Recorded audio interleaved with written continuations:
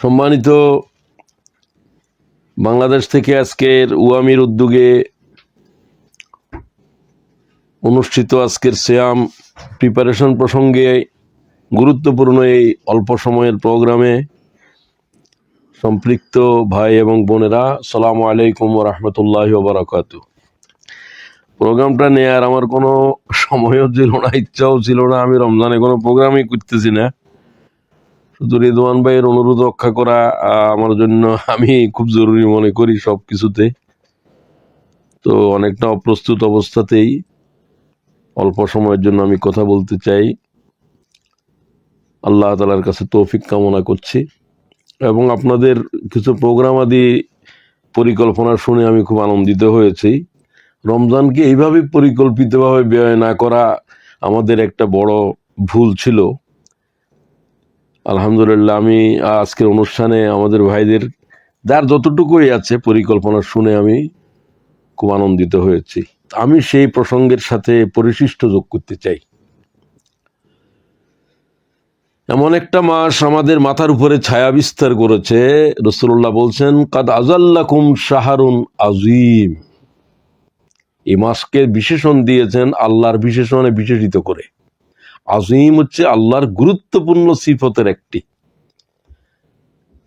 হুয়াল আলিয়ুল আযীম। আয়াতুল কুরসিতে আপনারা আল্লাহর বিশেষণ দেখেছেন, ওয়া হুয়াল আলিয়ুল আযীম। আযীমের কোনো বাংলা প্রতিশব্দ করাই মুশকিল। রাসূলুল্লাহ বলছেন, কাদ আযাল্লাকুম শাহরুন আযীম। তোমাদের মাথার উপরে এক অত্যন্ত বরকতপূর্ণ সম্মানিত এক মাস ছায়া বিস্তার করেছে। তো এই মাসের ফজিলত, এই মাসের করণীয় সম্পর্কে আলোচনা অনেক শুনেছি আমরা।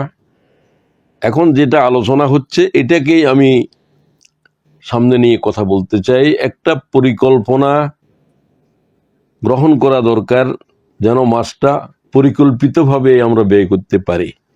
2023 সাল, 22 সাল, 20 সাল, 10 বছর, 15 বছর রমজান এসেছে, রমজান গিয়েছে, কিন্তু আমরা কাঙ্ক্ষিত মানে পৌঁছতে পারি নাই।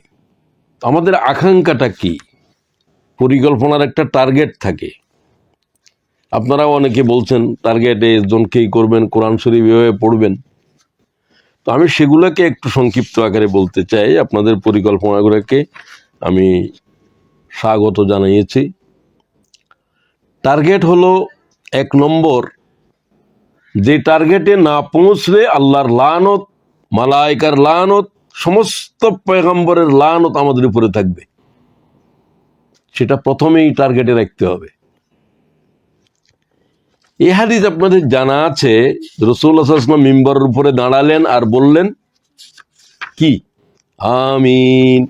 ফালাম্মা রাকিতুস সানিয়া ক্বালা আমিন, ফালাম্মা রাকিতুস সালিসা ক্বালা আমিন, ফালাম্মা নাযালা কুলনা ইয়া রাসূলুল্লাহ লাকাদ সামি'না মিনকাল ইয়াওমা শাইয়্যা মা কুননা নাসমাউহু।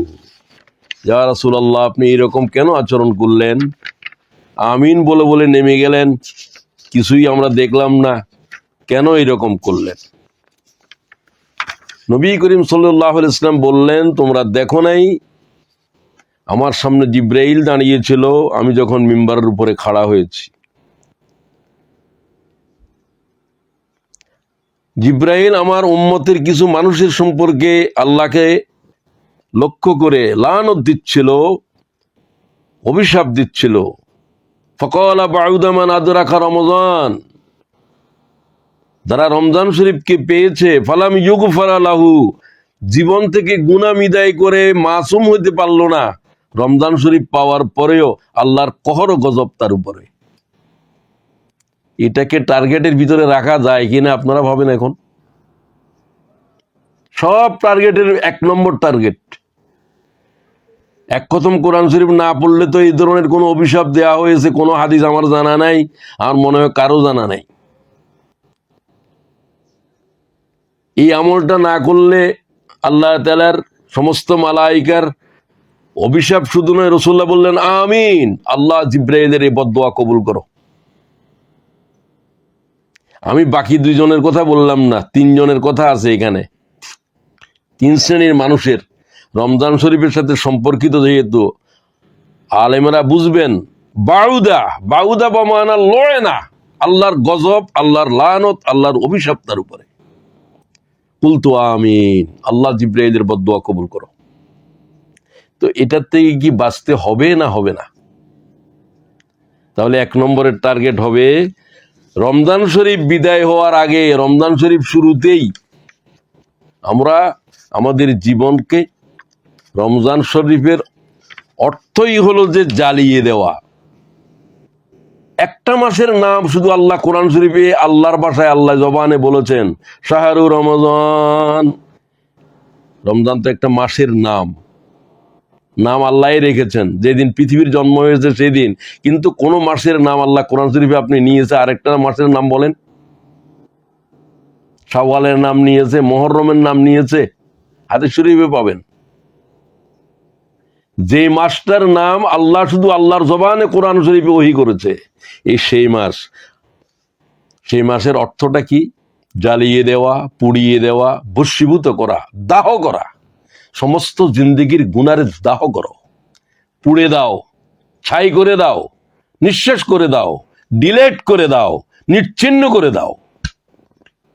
তাহলে আমাদের টার্গেট প্রথমে সেটাই। আমি টার্গেট কয়েকটা বলছি, তো এটার জন্য কি সময় যেহেতু কম, খুবই দ্রুত কথা বলতে হচ্ছে। জীবন থেকে গুনাহ বিদায় করা। এখন গুনাহ তো ওই জিনিসের নাম যেটা জাহান্নামে যাওয়ার মূল কারণ, আল্লাহর সমস্ত গজব পৃথিবীতে আসার মূল কারণ। গুনাহ, গুনাহ এবং গুনাহ। জাহারাল ফাসাদু ফিল বাররি ওয়াল বাহর বিমা কাসাবাত আইদিন নাস। জলস্থলে যত গজব আসতেছে সব মানব জাতির হাতের কামাই, তাদের আমলের ফল। তা আমল মানে নাফরমানির আমল। তাহলে প্রথম হলো যে গুনাহ করব না, এটা লিখে দেন। রমজান শরীফে অন্তত এই ট্রেনিং চলুক। 720 ঘন্টা সময় পরিকল্পনা, মানে কি সময় কম, করতে হবে অনেক বড় কাজ।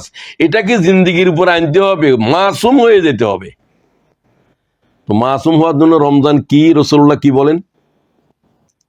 মান সামাহু ওয়া কামাহু ঈমানান ওয়া ইহতিসাবান খারাজা মিন যুনুবিহি কায়াউমিন ওয়ালাদাতুহু উম্মুহু। ইমাম নাসাই বিশুদ্ধ সনদে হাদিস গ্রহণ করেছেন। যে ব্যক্তি রমজান শরীফের দিনে সিয়াম, রাতের কিয়াম ঈমান ইহতিসাবের সাথে করেছে, তাদের জীবন থেকে গুনাহ এভাবে চলে গিয়েছে সে যেন এখনই তার মা থেকে, মায়ের পেট থেকে, উদর থেকে এখনই প্রসব করেছে। এটা আর কোনো আমলের জন্য আপনি শুনছেন? একটা আমলের জন্য আমি শুনেছি, সেটা হলো হজ্জে বাইতুল্লাহ। যদি তোমরা হজকে আল্লাহ তাআলার পছন্দ মতো ইখলাসের সাথে করতে পারো, হজ একটা মানুষকে মাসুম করে দেয় এভাবে যেন সে এখন মায়ের পেটের থেকে জন্ম হয়েছে। দ্বিতীয় হলো রমজান। তো এখন যেহেতু এটার আলোচনা, তাহলে ঈমান ইহতিসাবের সাথে পালন করতে হবে। এই দুটা শর্ত। মান সামাহু ওয়া কামাহু ঈমানান ওয়া ইহতিসাবা, এটা নাই রমজান শরীফের কোনো গুরুত্বপূর্ণ আলোচনাই নাই। ঈমানান ওয়া ইহতিসাবা, মুমিনেরা আমরা ঈমান কিছুটা বুঝে, কিছুটা ঈমান পরিপূর্ণ বুঝে আল্লাহর পয়গম্বর ছাড়া আমরা আর কেউ দাবি করতে পারবো না। আমার কাছে মনে হয় ঈমান এত বিস্তৃত, এত ব্যাপক, এত সহজ, এত কঠিন। যাই হোক, তারপর আমরা বলি ওই ঈমান যে ঈমানের ভিতরে শিরিক নেই, ঈমানান কামেলা, যে ঈমানের ভিতরে নেফাক নাই, ঈমানান কামেলা, যে ঈমানের ভিতরে সন্দেহ নাই। ঈমান মানে আল্লাহর উপরে, এখানে ধরেন রসুলের উপরে, পরকালের উপরে, ঈমানিয়াতের বিষয়গুলোর উপরে। এই তিনটা হলো প্রধান: তৌহিদ, রিসালাত, আখিরা। আর 7টা ঈমান এটার সাথে সম্পর্কিত। তাহলে এই জাতের ঈমান লাগবে, যে ঈমানের ভিতরে সন্দেহ নাই, যে ঈমানের ভিতরে শিরক নাই, যে ঈমানের ভিতরে মুনাফিকি নাই, নেফাকত নাই। এখন আপনার ঈমানে আছে কিনা আপনি আপনার ঈমানকে প্রথমে দেখেন। এহতেসাব কি? এহতেসাবের অর্থ করেছে সোয়াবের উদ্দেশ্যে। এটা কে তর্জমা করেছে তাকে আমি কি বলবো আমি জানি না, বহুত বড় বুজুর্গ, আমি তার নামও বলতে শরম লাগতেছে, উনার কিতাবে আমি দেখেছি এবং অন্যান্যরাও তাই বলেন। আমি এটার কোনো অর্থ বুঝলাম না, সোয়াবের উদ্দেশ্যে উনি কোথায় পেলেন এহতেসাবের অর্থ? এহতেসাব মানে তো হিসাব নিকাশ। আমি কেন সিয়াম করতেছি, এই কেনর জবাব গ্রহণ করা। আমাকে কেন আল্লাহ হালাল জিনিসের হারাম করে দিয়েছে, কি প্রয়োজন, এই অনুভূতি সহকারে রোজা রাখা। তো এই অনুভূতি সহকারে বুঝেন, চেতনা সহকারে বুঝেন, হাকিকতকে বুঝে মনে করে যে উদ্দেশ্যে আল্লাহ সিয়াম করেছে সেই উদ্দেশ্যকে সামনে রেখে এখলাসের সাথে যদিও বলতেন তবু অর্থটা কিছুটা কাছাকাছি হতো। তো সেই ব্যাখ্যা আমি আমার কিতাবে দিয়েছি। রাসূলুল্লাহর সিয়াম সাধনা আমার একটা বই আছে, সেটা এখন বাজারে আছে প্রকাশ, বহু হাজার হাজার কপি চলতেছে। আমি ইংল্যান্ডের এখানে নিয়ে এসেছিলাম কয়েক শত, আমি এগুলো আমার 2 দিনে বিক্রি করে ফেলছি। আপনারা প্রত্যেকে এক একটা কপি নেবেন। এখানে রমজান সম্পর্কে A to Z কথা বলার চেষ্টা করছি। A to Z তো বলতে পারবো না, চেষ্টা করা হয়েছে। এই কিতাব বাজারে আছে, খোদার ওয়াস্তে প্রত্যেকে এক একটা কেনার চেষ্টা করেন।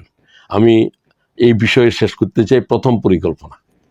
তো এই জন্য গুনাহ থেকে মাপ নেয়ার জন্য গুনাহ আর না করার ট্রেনিং করেন। কোন গুনাহ? যে গুনাহকে ধ্বংসাত্মক গুনাহ বলা হয়েছে। 700 গুনাহ থেকে মাত্র 7টা গুনাহকে রাসূলুল্লাহ সাল্লাল্লাহু আলাইহি ওয়াসাল্লাম তুলে বলেছেন, আবার আরো সংক্ষেপ করে 4টা বলেছেন। ধ্বংসাত্মক গুনাহগুলোর আল কাবায়ের ওয়া শিরকু বিল্লাহ, উকুকুল ওয়ালিদাইন, ওয়া কাতালুন নাফস, ওয়াল ইয়ামিনুল গমুস, আও কামা রাওয়াহুল বুখারী। একেবারে 4টে গুনাহকে বললেন যে গুনাহে কবিরার এইটাই হলো যে কবিরার কবিরা। 1 নম্বর শিরক, যে গুনাহ করলে তওবা না করলে আল্লাহর কসম সে জাহান্নামী।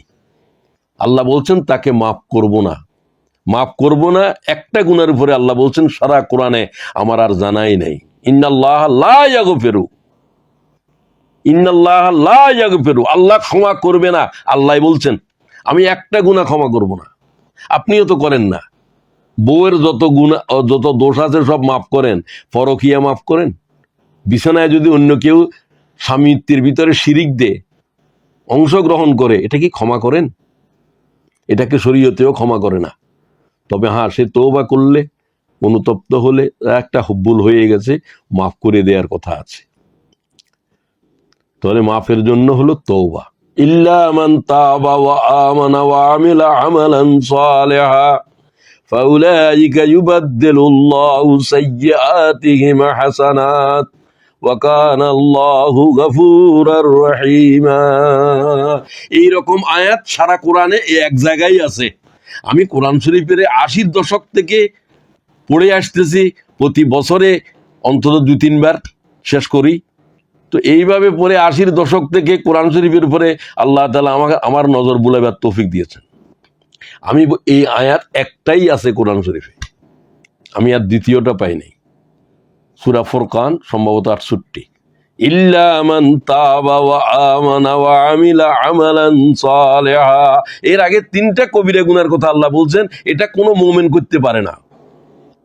والذين لا يدعون مع الله إلها آخر, শিরিক। আল্লাহ ছাড়া অন্য কাকেও ডাকা, কিছু করা পাওয়ার জন্য ডাকা, কোনো বিপদ থেকে মুক্তির জন্য ডাকা, যে কোনো কারণে আল্লাহ ছাড়া কোনো গায়রুল্লাহর ডাকা শিরক। 1 নম্বর। 2 নম্বর,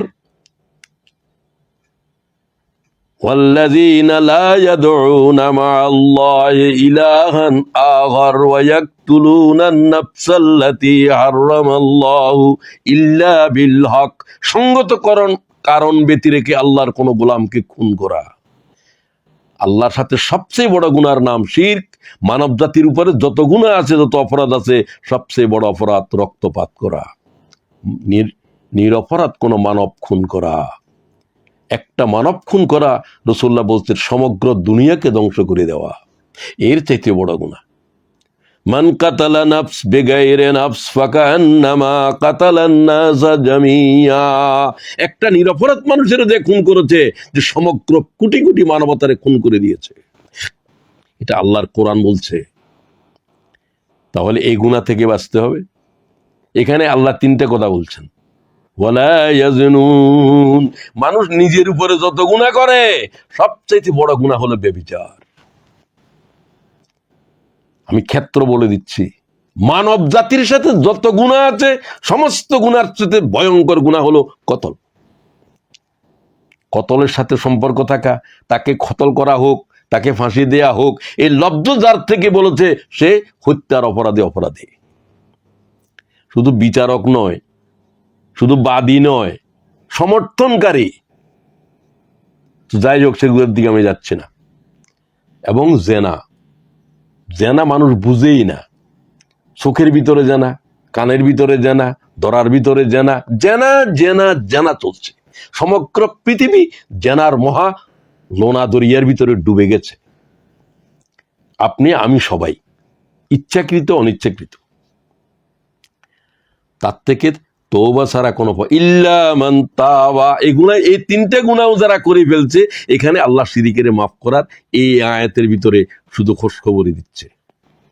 ইল্লা মান তাওবা, এই তিন গুনাহকারীকে আমি তো ক্ষমা করব না, বলছিলাম ক্ষমা করব যদি তারা তওবা করে, ফিরে আসে। ওয়া আমানা ওয়া আমিলা আমালান সালিহা, নতুন করে ঈমান আনে এবং কিছু নেক আমল করে, সদকা দে গুনাহের জন্য। তাহলে আমি তাদের কি করব? শুধু ক্ষমা করব না, ইল্লা মান তাবা ওয়া আমানা ওয়া আমিলা আমালান সালিহা ফাউলাইকা ইউবাদদিলুল্লাহু সাইয়্যাতিহিম হাসানাত। গুনাহ করেছিলি, যে শিরিক করেছিলি, জেনা করেছিলি, শরাব খেয়েছিলি, যত গুনাহ করছ সব নেকি হয়ে যাবে। সব নেকি কেমনে হয়? আমি বহুদিন এই আয়াত বুঝি নাই, কোনো আলেমের জিজ্ঞাসা করে জবাবও পাইনি। আল্লাহ জবাব দিছে আমার কলবে। হ্যাঁ, এই গুনাহকে যতবার মনে করে, তওবা মানে স্মরণ করে, ততবার কাঁদে, ততবার নেকি হয়। সমস্ত গুনাহ যেন তার নেকি হওয়ার জরিয়া হয়ে গেছে। ব্যাস, ভাইদেরকে বলবো, প্রথম মাসুম হওয়ার জন্য তওবা করো। কোন কোন সময়, বিশেষ করে পুরা রমজানের প্রতিটি মুহূর্তই তওবা কর। আল্লাহ তাআলা গুনাহ মাফ করে দিবে, এই মাসে বলে দিয়েছে।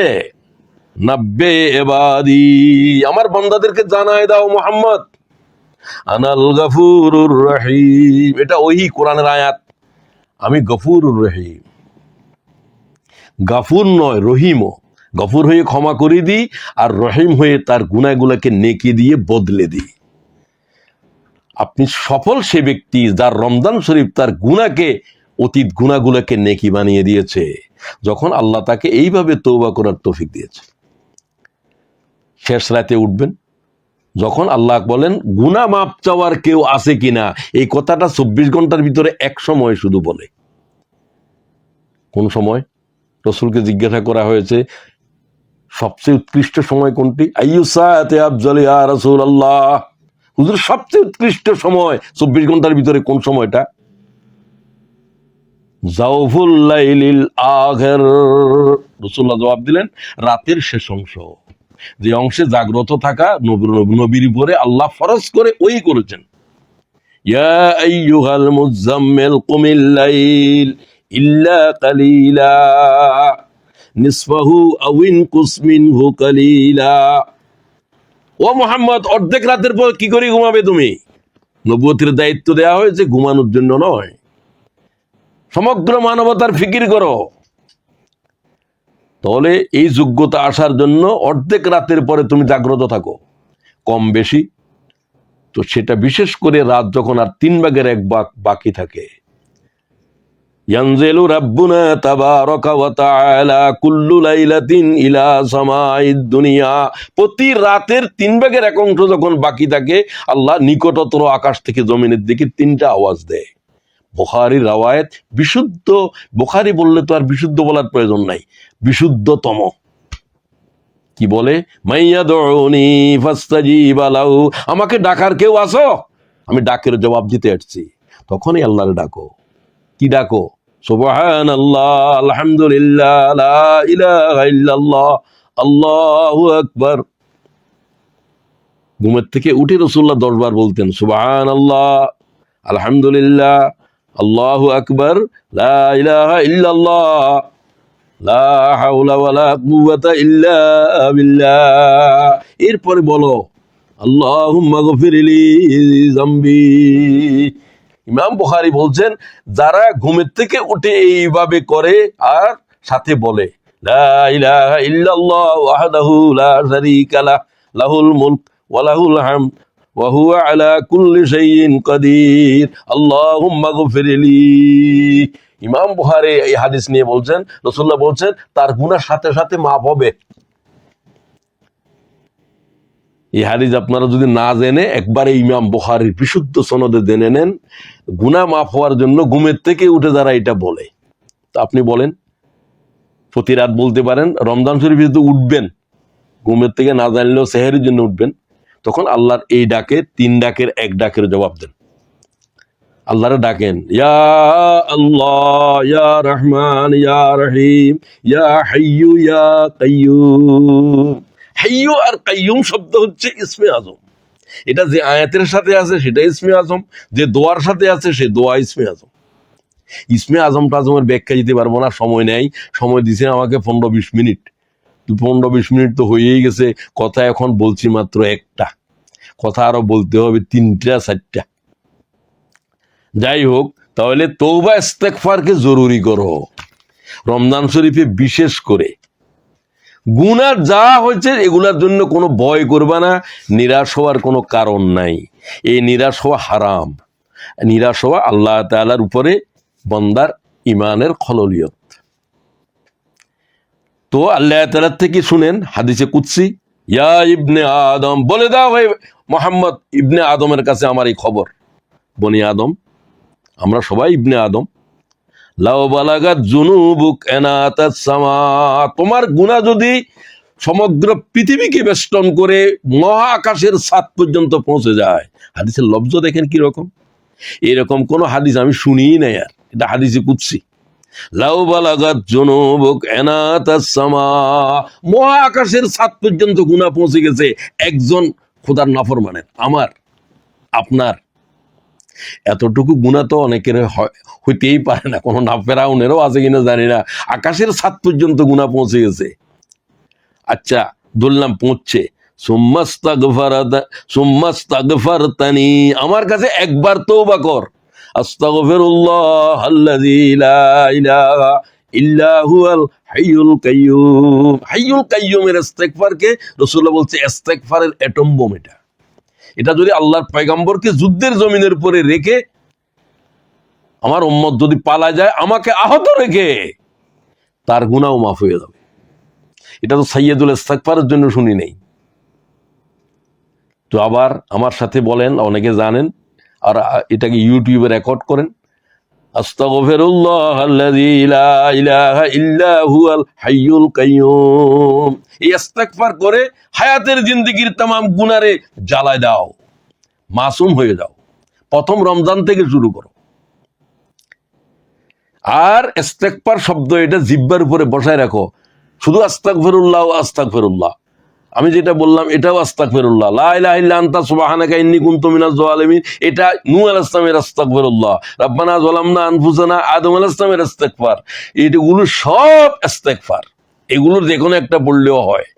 তবে আস্তাগফিরুল্লাহ আস্তাগফিরুল্লাহ এটা তো রাসূলুল্লাহর একবার নামাজের সালাম ফিরেই পড়তেছে, এতটুকু ইস্তেগফার। আর একটু লম্বা করলে আস্তাগফিরুল্লাহ ওয়া আতুবু ইলাইহি, আল্লাহ আমি ফিরে আসলাম, আমি গুনাহ মাফ চাই, গুনাহ মাফ চাই, গুনাহ মাফ চাই, গুনাহ মাফ চাই। রমজান শরীফের এটাই জিকির, আর অন্য কথা না বললেও চলবে। আর এটা যদি তোমরা করো আরো একটা ফায়দা আছে, 3টা ফায়দা আছে। মান লাজিমাল ইস্তেগফার, ইস্তেগফার বলা নয়, ইস্তেগফারকে জরুরি। সকালে বিকালে সন্ধ্যায় গাড়িতে উঠলে শুধু আস্তাগফিরুল্লাহ আস্তাগফিরুল্লাহ আস্তাগফিরুল্লাহ 10,000 15,000 1000 যা বলতে থাকো, তাহলে 3টা উপকার। ইমামে আবু দাউদ, ইমামে আহমদ 1500, 1518 নম্বর হাদিস এই কথা বলছে, মান লাজিমাল ইস্তিগফার জাআলাল্লাহু লাহু মিন কুল্লি যিকিন মাখরাজা। এই ইস্তিগফারকারীর সমস্ত সংকটের নিরসনের দায়িত্ব আল্লাহর। এটা আবু দাউদও হাদিস নিয়েছে, আহমদ নিয়েছে, বিশুদ্ধভাবে নিয়েছে। 1 নম্বর, সংকট কার নাই? প্রত্যেকের সংকট মুক্তি করার জন্য আল ইস্তিগফারকারীকে আল্লাহ তাআলা দায়িত্ব নিয়েছেন, আল্লাহ রাসূল ফরমান। 2 নম্বর, ওয়ামিন কুল্লি হাম্মিন ফারাজা, সমস্ত টেনশন ফ্রি। লোকেরা বলে টেনশনের কোনো ওষুধ নেই, টেনশনের ওষুধ তো আস্তাগফিরুল্লাহ। তুমি পড়ে দেখো, সমস্ত টেনশন ফ্রি করে দেব আমি। 2 নম্বর, তাহলে সংকট থেকে মুক্তি। টেনশন, মেয়েটার বিয়ে হচ্ছে না, ছেলেটা অটিস্টিক, আরেকটা পাগল হয়ে গেছে, আরেকটা ক্যান্সার, আরেকটার পা ভেঙে 2 টুকরো হয়ে গেছে, কি জাতের টেনশনের ভিতরে আছে সে? তো আল্লাহ রাসূলুল্লাহ বলেন যে টেনশন ফ্রি করার ওষুধ হচ্ছে ইস্তিগফার। আর কি লাগে? ওয়ারাযাকাহু মিন হাইসু লা ইয়াহতাসিব, ইস্তিগফারকারীকে আমি গায়েবের থেকে রিজিক দেব, গায়েবের থেকে রিজিক দিব, গায়েবের থেকে রিজিক দিব। আমাকে তো নিয়মিতই দিচ্ছে, আমি বুঝার জন্য বলছি, নিয়মিত। চাকরি নেই, বাকরি নেই, কিছু নেই, কতক্ষণ আসি করে। একদিন মনে করেন যে আমাকে দেখতে আসছে, আমাদের ডাক্তার রিজওয়ান দেখতে আসছে, প্যাকেট একটা রেখে যায়, মহিষ ভাই এটা রাখেন। ওমা, এর ভিতরে 200, 500, 700 পাউন্ড, পাউন্ড টাকা নয়, বাংলাদেশের 1 পাউন্ডে দাও। তো এইরকম আরো বহুত আল্লাহর গোলাম, একজনের নাম বললাম যেহেতু উনি আছেন এখানে, এটা আল্লাহর শুকর হিসাবে বলছি আমি। আল্লাহ গায়েবের থেকে কিভাবে রিজিক দে, আমি বাইরে, আমি আমার দেখে তাজ্জুব হয়ে যাই। বুঝতে পারছেন? তো এই জন্য আপনাদেরকে, আমাদেরকেও, সবাইকে বলছি, আল্লাহ যখন গায়েবের থেকে আল্লাহর কোনো গোলামের রিজিক দিবে, তার রিজিক, তার অভাব, অভাব নামক কোনো জিনিসের সাথে তার দেখাই হবে না জিন্দেগিতে। তো বাস প্রথম পরিকল্পনা, পরিকল্পনার সাথে করণীয় গুনাহ থেকে মাফ করার জন্য তওবা, এটা 1 নম্বরের পরিকল্পনা সব ভাই বোনের জন্য। আমি আমার জন্যও নিছি, আপনাদের জন্যও নেন। 2 নম্বর, শাহরু রমজান। এটা হলো ওই মাস, যে মাসের ভিতরে একটা রাত আছে, এটাও গুনাহ মাফের সাথে জড়িত। যে একটা রাতের ভিতরে এই মাসের 1000 মাসের চাইতেও বেশি ফজিলত আছে। আল্লাহ তাআলা এই এক রাতের উপরে কোরআন শরীফের সূরা নাযিল করছে, আয়াত নয়। রাসূলুল্লাহ সাল্লাল্লাহু আলাইহি ওয়াসাল্লাম কি বলেন? শাহরুন মুবারাকুন শাহরুন ফি লাইলাতুন খায়রুম মিন আলফি শাহর। এই কথাটাকে 2 নম্বরে আনছি এই জন্য যে এটা পরে আল্লাহ তাআলা কোরআন শরীফের সূরা নাযিল করেছে, সূরা কদর। এটার জন্য রাসূলুল্লাহ 10 দিন পর্যন্ত গত থেকে, কারণ এটা যাবে রমজান শরীফের আখেরি 10 তারিখের বেজর রাতে। তাহাররু লাইলাতুল কদর খায়রুম মিন, তাহাররু লাইলাতুল কদরে মিনাল উইতরিল আশরিল আওয়াখির মিন রমাদান, রাওয়াহুল বুখারী। রমজান শরীফের শেষ 10 তারিখের বেজর রাতের ভিতরে লাইলাতুল কদর যাবে। তো আমার কি করতে হবে? অনিদ্রায় রাত কাটাইতে হবে, দিন নয়। সব বুজুর্গি হলো রাতের ভিতর, রাতের ভিতরে সব বুজুর্গি যাবে। লাইলাতুল কদর, লাইল মানে রাত। ওহী নাযিল হয়েছে রাতে, তৌরাত নাযিল হয়েছে রাতে, ইনজিল নাযিল হয়েছে রাতে, জবুর নাযিল হয়েছে রাতে, তামাম কিতাব নাযিল হয়েছে রাতে, রাতের শেষ অংশে। কোরআন শরীফ 27 রমজান রাতের শেষ অংশে হেরা পর্বতের গুহায়, তখন রাত আর 3 ভাগের 1 অংশ বাকি ছিল। এগুলো সব আমি একেবারে দলিল খুঁজে খুঁজে বাইর করছি, আমার সময় নাই সেগুলো বলার। তো ওই সময় এতেকাব করতে পারলে ভালো, না হলে সেই 10 তারিখ মা আয়েশা বলছে রাসূলুল্লাহ কিভাবে কাটাতেন, আপনার পরিকল্পনা তাই হোক। সাদ্দা মিজারাহু, রাসূলুল্লাহ কোমরকে বেঁধে ফেলতেন এশারের নামাজের পর, কোমরে বেল্ট পরে ফেলতেন। তখন রাসূলুল্লাহর বয়স কত? আপনি চিন্তা করেন, 53 বছরে হিজরত করছে, হিজরতের পরের বছর থেকে দিলে 54 বছর, 54 বছরের বৃদ্ধ। সাদ্দা মিজারাহু ওয়া আইকাযা আহলাহু ওয়া আহইয়া লাইলাহু, রাওয়াহুল বুখারী। রাওয়াহুল বুখারী বলতেছি, সব অন্যগুলো এখন পরে। কোমরকে বেঁধে ফেলতেন। হুজুরের সব স্ত্রীরা মসজিদে নববীর সাথেই ছিল ঘর, প্রত্যেককে জাগায় দিতেন, ঘুমাইও না ঘুমাইও না ঘুমাইও না, লাইলাতুল কদর যাইতেছে। আর রাসূলুল্লাহ সাল্লাল্লাহু আলাইহি ওয়াসাল্লাম এই 10 রাতের 5 রাত নয়, বেজর ন জোর বেজর। মা আয়েশা বলছেন এতেকাফের সময় এই 10 রাত রাসূলুল্লাহর পিঠ বিছানার উপরে যায় নাই, আমি আল্লাহর কসম খেয়ে বলছি। সুজ্জাদাও ওয়া কিয়ামা, রাসূলুল্লাহ রাত কেটেছে সুজ্জাদাও ওয়া কিয়ামা, কিয়ামের ভিতরে এবং সিজদার ভিতরে আর মুনাজাতের ভিতরে, আল্লাহর ক্রন্দন করার ভিতরে। তো আপনার জন্য আমার জন্য এই মা আয়েশা জিজ্ঞাসা করলেন, হুজুর আমি যদি বুঝি যে লাইলাতুল কদর যাচ্ছে আমি কি বলবো, আমার শিখাই দেন। বলো, ইয়াকুল ইন্নাকা আফুউন তুহিব্বুল আফওয়া ফাআফু আন্না ইয়া কারীম, আল্লাহুম্মা ইন্নাকা আফুউন, ও আল্লাহ তুমি ক্ষমা করতে পছন্দ করো, তুমি ক্ষমাকারী, আমাকে ক্ষমা করো। শুধু এটাই বলো, শুধু এটাই বলো, শুধু এটাই বলো।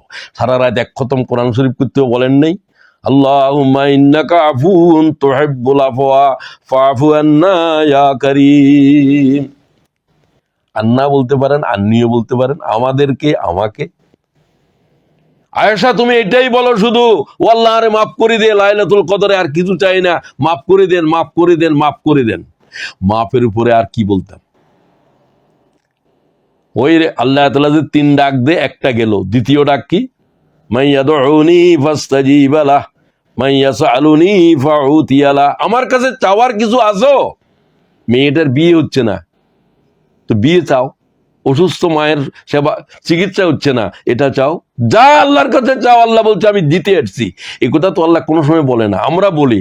এখন আল্লাহ বলতেছেন তৃতীয়, মাইয়াগফিরুনি ফাগফির লাহু, গুনাহ মাফ চাওয়ার কেউ আছো?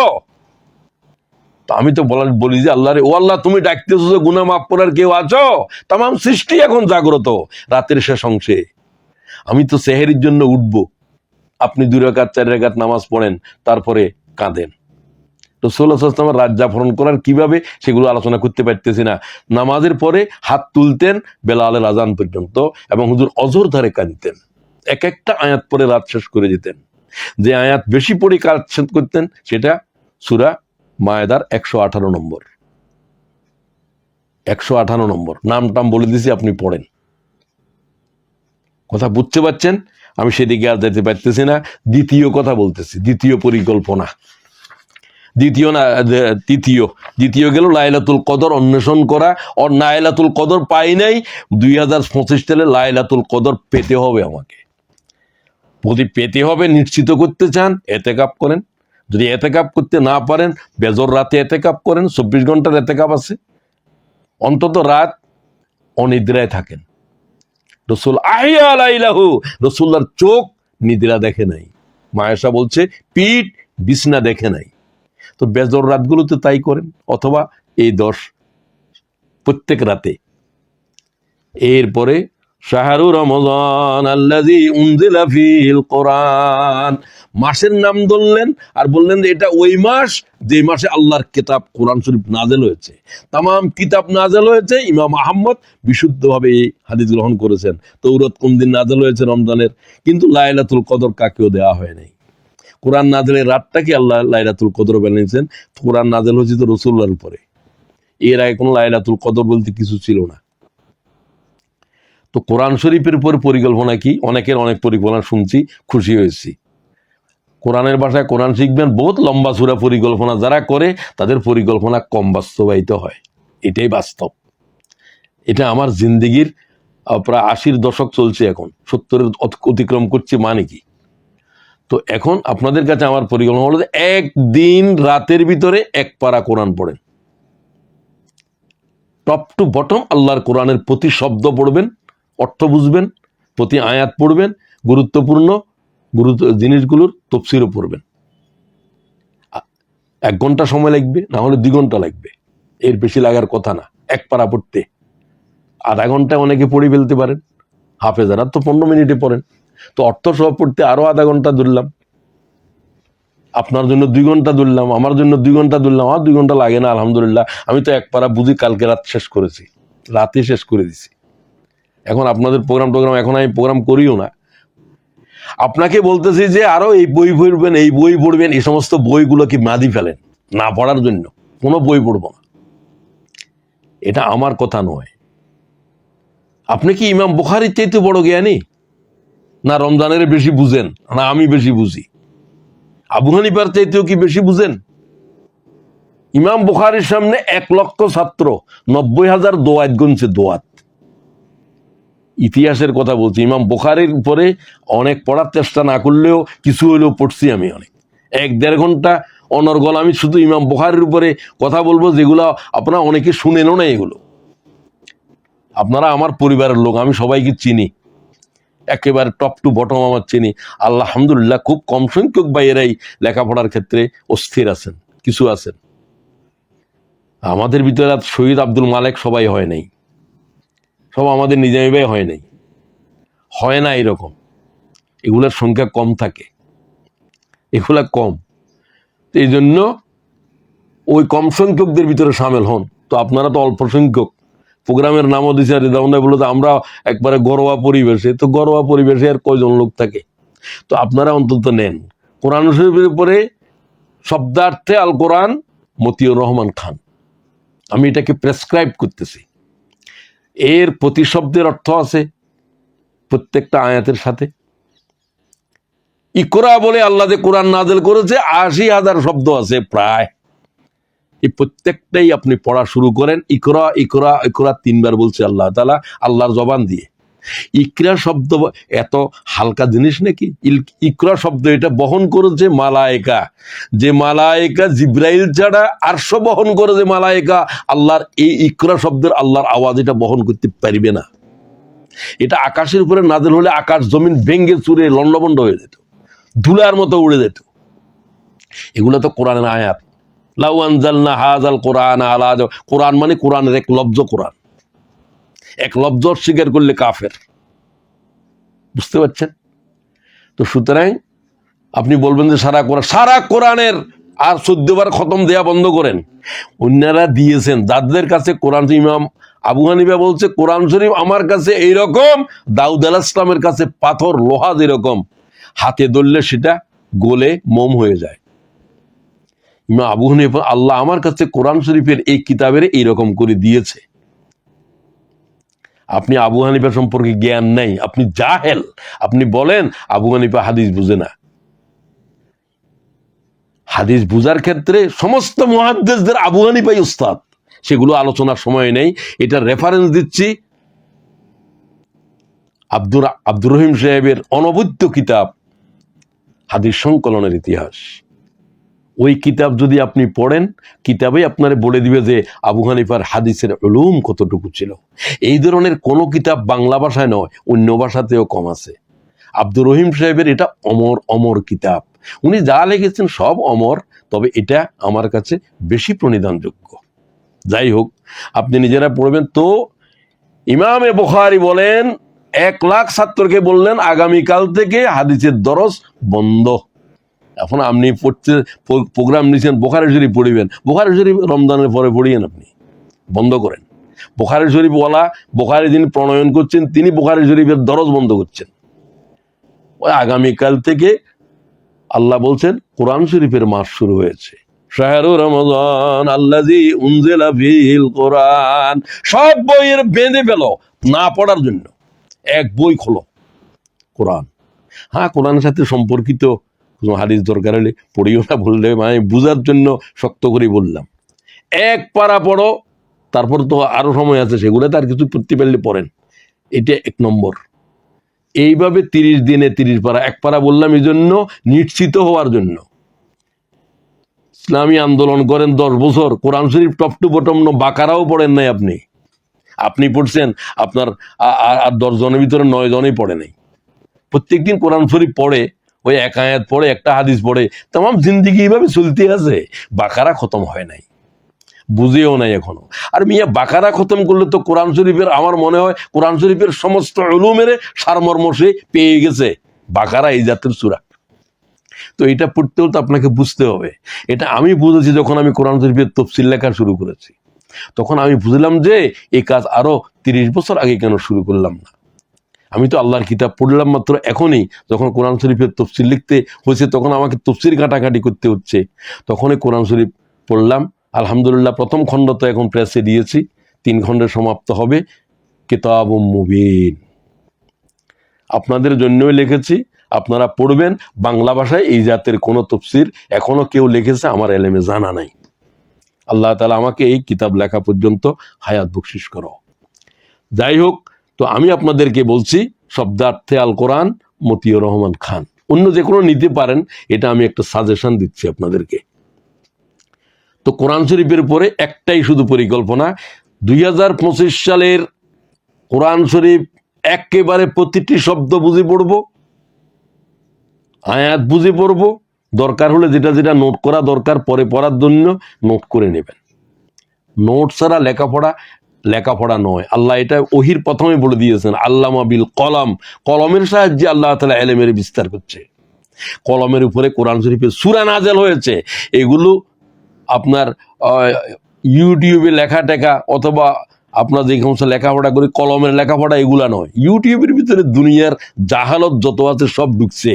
ভালো জিনিসের ভিতরে খারাপ বেশি, তফসিরের ভিতরে অতফসির বেশি। আপনি জানেন না যে এটা কাদিয়ানীদের তফসির, আপনি ওখান থেকে ফতোয়া দেন। ওই ইউটিউবের স্কলার এগুলা হলো যে বড় বড় জাহেল, ইউটিউব স্কলার বড় বড় জাহেল, ভুল জিনিস নিয়ে মাতামাতি করে বেশি। কিতাবের সাথে এদের কোনো সম্পর্ক নাই, এরা কিতাব দেখেও নাই। কথা বুঝতে পারছেন? আপনি ইউটিউব সম্পর্কে আমার চাইতে ভালো জানেন। আমি বললাম যে ইউটিউব হচ্ছে জাহালত বিস্তারের, এলেম বিস্তারের জন্য সামান্য, গোমরাহি বিস্তারের জন্য এক ভয়াল সয়লাভ। আর কি বলবো, রমজান শরীফে সম্ভব হলে ইউটিউবটাকে অনলাইনের অপ্রয়োজনীয় জিনিসগুলো বাইরে শুধু একটা কারণে ব্যবহার করতে পারেন। কোরআন শরীফের তরজমা সহ যদি আপনি পড়েন, সেগুলো অনেক সময় সেখানে ডাউনলোড করা আছে, আপনি পড়তে পারতেছেন না, এখন শুয়ে শুয়ে শুনতেছেন, ওইটাও পড়া। কোরআন শরীফের এক খতম পড়তে বললাম, আপনি যদি শুনতে পারেন শোনাটাও পড়া। কোরআন শরীফ তো হাফেজে কোরআনে পড়তেছে, আপনি নামাজে শুনতেছেন, ফরজ আদায় আপনারও ফরজ আদায় হয়ে যাচ্ছে। কথা বুঝতে পারছেন? শোনা এবং পড়া এক জিনিস। তো এটার তৃতীয় পরিকল্পনা গেল। কোরআন শরীফের নাজেল হওয়ার সাথে আরো অনেক কথাই ছিল, সেগুলো আমি আর যাচ্ছি না, যেহেতু এটা কোরআন শরীফটা পড়বেন হেদায়েতের কিতাব হিসাবে। আবার বলছি, আই রিপিট অ্যাগেন, এটা হেদায়েতের কিতাব, কিন্তু এটার ভিতরে নাই কোনো এলেম নাই, সবকিছুর কিতাব, তিবিয়ানান লিকুল্লি শাইইন। কিন্তু আল্লাহ কোরআন শরীফ থেকে হেদায়েত ছাড়া আর সব কিছুই কোরআন শরীফ থেকে আপনার না নিলেও চলবে, সেটা মূল নয়। মূল হচ্ছে কোরআন শরীফে বিজ্ঞান আছে, কোরআন শরীফে ইতিহাস আছে, সব কিছুর মূল হলো হেদায়েত দেওয়া। এই জাতির এই পরিণতি হয়েছিল, তোমরা ওই কাজ করবে না। বনী ইসরাইল জাতির এই অপরাধ, এই ইতিহাস বর্ণনা করার উদ্দেশ্য হেদায়েত। সব কিছুর মূল হলো হেদায়েত। হেদায়েত হচ্ছে কোরআন শরীফের মূল জিনিস, আর এটা আল্লাহ তাআলা দেন। আল্লাহ বলছে, আমি কোরআন শরীফ ছাড়া আর কোনো কিতাব দিয়ে হেদায়েত দিই না। এটা সূরা জুমারের 23 নম্বর আয়াত। একবার যাদের মুখস্থ নাই মুখস্থ করে নেবেন। আমি এখন পড়তে পারতেছি না, এটা অনেক সময় চলে যাবে, এটা আয়াতও অনেক বড়। আল্লাহু নাজ্জালা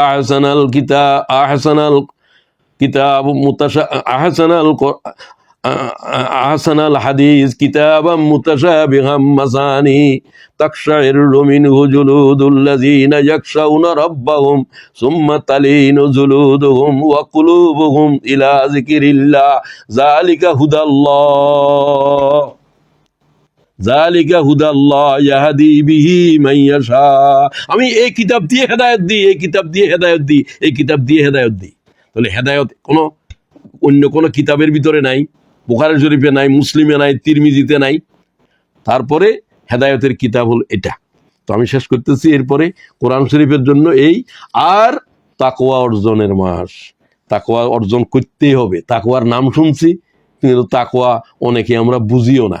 অনেকে বুঝি দাড়ির নাম তাকওয়া, তসবির দানার নাম তাকওয়া না। রাসূলুল্লাহ এগুলা দড়ি বলেন না তাকওয়া। আত-তাকওয়া হাউনা ওয়া ইশারাতু ইলা কলবি রাসূলিল্লাহ। নিজের কলবকে ইশারা করে হুজুর বললেন যে এখানে তাকওয়া, এখানে তাকওয়া, এখানে তাকওয়া। ব্যাখ্যা দিয়ে বলছেন, আল হালালু বাইয়িনুন ওয়াল হারামু বাইয়িনুন ওয়া বাইনাহুমা মুশতাবিহাত আল মুত্তাকি মান ইয়াত্তাকি মিনাশ শুবহাত। হারাম স্পষ্ট, হালালও স্পষ্ট। হারাম থেকে বেঁচে যাও, সন্দেহজনক জিনিস থেকে বেঁচে যাও, তুমি তাকওয়ার অন্তর্ভুক্ত। যে তাকওয়া ছাড়া জান্নাতে যাওয়া যাবে না, যে তাকওয়া ছাড়া নামাজ কবুল হবে না, রোজা কবুল হবে না, কোনো ইবাদতই কবুল হবে না। সেগুলো আলোচনা করার তো সময় নেই। রিদওয়ান ভাইয়ের চেহারা দেখা যাচ্ছে, মানে সংক্ষেপ করো, শেষ করার সময় হয়ে গেছে। এবং আমাকে আর বলেই দিয়েছেন উনি সময় খুবই কম আমাদের। তো যাই হোক, তো আমি আর বেশি কথা বলতে চাচ্ছি না। এই কয়েকটা কথাই আমি বললাম। এহতেসাব এবং ইমানের সাথে রোজা পালন করতে হবে। সিয়াম এবং কিয়ামকে প্রতিদিন সেহরিতে তাহাজ্জুদ পড়ার জন্য সিদ্ধান্ত নেন, অন্তত অল্প হলেও। সমগ্র জিন্দিগির গুনাহ থেকে তওবা করে নিষ্পাপ হওয়ার সিদ্ধান্ত নেন এবং কদরের রজনী অন্বেষণ করার জন্য সিদ্ধান্ত নেন। আর সিয়ামকে ধ্বংসকারী জিহ্বার আপদ থেকে বেঁচে যান। কোন পয়গম্বরের শরীয়তের ভিতরে সিয়াম ছিল না এমন নাই, কথা বলা নাজায়েজ ছিল, ইশারায় কথা বলতে হতো। তাহলে বোঝা গেল সিয়াম ধ্বংস করে জিহ্বায়, গীবত জিহ্বা দিয়ে, মিথ্যা জিহ্বা দিয়ে, সকলখুরি, এটা সব জিহ্বার আপদ, জিহ্বার আপদ, জিহ্বার আপদ। রমজান শরীফে বলবেন আনা সাইমুন, আমি রোজাদার, অপ্রয়োজনীয় কথা বলতে পারবো না, অপ্রয়োজনীয় কাজ করতে পারবেন না। অপ্রয়োজনীয় কথা আর কাজ বাদ দিতে পারলে আর একটা জিনিস শেষ, সেটা হলো এটা ইবাদতের মাস, এক নফল ফরজের বরাবর। মান তাকাররাবা ফি বিখাসলাতিন মিনাল খাইর কানা কামান আদ্দা ফরিদাতান ফিমা সিওয়া। এই মাসের এক নফল ফরজের বরাবর। আপনি বুঝছেন এটার মানে কি? সমগ্র মানুষের নফল ইবাদত জমা করলে এক ফরজের বরাবর হবে না, এই মাসের এক নফল ফরজের বরাবর। এক মিনিট সময় কি অপচয় করার সুযোগ আছে? এক একটা মিনিটের ভিতরে শত শত বছরের ইবাদত চলে যাচ্ছে। এই জন্য একজন ফেরেশতা মুকরর আছে, যার পা তাহাতাত সারার ভিতরে, যার হাত মাশরিকে আর এক হাত মাগরিবে, যার মাথা আরশে আজিমের নিচে। সে একটা ডাক দে, এবং রমজান শরীফে ডাক চলবে, তার ডাক কত বড়! ফায়ুনাদি মুনাদি ইয়া বাগিয়াল খাইরে আকবাল, হে নেককারেরা কোমর বাঁধো, কোমর বাঁধো, কোমর বাঁধো। নেক কাজ করার জন্য এক নফল ফরজের বরাবর, এক নফল ফরজের বরাবর চলে যাচ্ছে, চলে যাচ্ছে সময়। ইয়া বাগিয়ার শাররে আকসার, হে গুনাহগারেরা, গুনাহ না করার কসম কর, গুনাহ না করার কসম কর। এই এক মাস প্রশিক্ষণ নাও, সময়ের অপচয় করবো না, অপ্রয়োজনীয় কথা বলবো না, এই জিহ্বারে সংযত করে দিলাম, অপ্রয়োজনীয় মোবাইল টোবাইল খুলবোই না। আর এই থেকে জিহ্বারে লাগাম করে দাও। কম খারো কম গুপ্তানু খফতান হারাম। কোন জিনিস পাওয়ার জন্য কবি বলছে তিনটা জিনিস লাগবে: কম কথা বলা, কম খাওয়া এবং কম আরাম করা।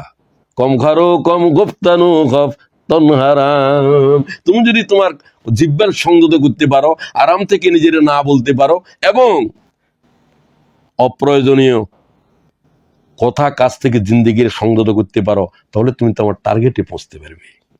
তো আসেন, আল্লাহ তাআলা আমাকে, আমার ভাইদেরকে, বোনদেরকে, যারা আলোচনা শুনলাম, এই কয়েকটা মাত্র আমি টার্গেট দিয়েছি রমজান শরীফের পরিকল্পনার জন্য। আল্লাহ তাআলা আমাকে তৌফিক দান করুন, আপনাদেরকে তৌফিক দান করুন। আজকে যারা আয়োজন করলেন, বিশেষ করে আমাদের রেদওয়ান ভাইকে, আমি তার পরিবারের প্রতি সন্তুষ্ট, তার প্রতি কৃতজ্ঞ। আমার প্রতি তার এহসান অনেক বেশি। আমি সকলকে শুভকামনা জানিয়ে আমার বক্তব্য শেষ করছি। আসসালামু আলাইকুম ওয়া রাহমাতুল্লাহ।